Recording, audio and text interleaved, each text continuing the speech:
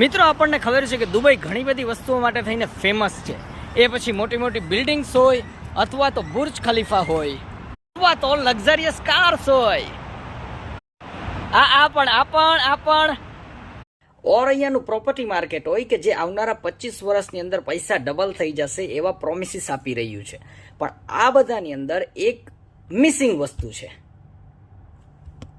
એ છે દુબઈનું financial market કે March 2000ની અંદર જે માર્કેટ સ્ટાર્ટ થયું 1000 પોઈન્ટથી, એની અંદર જો તમે તમારા પૈસા ઇન્વેસ્ટ કરીને રાખેલા હોય તો માર્ચ 2025 આવતા અત્યારે 5171 પોઈન્ટ અને પર્સન્ટેજ રિટર્નની અંદર વાત કરીએ તો એ ઓલમોસ્ટ અત્યારે તમને 417% એટલે કે તમારા પૈસા 4 ગણા થઈ જાય દુબઈ થ્રુ.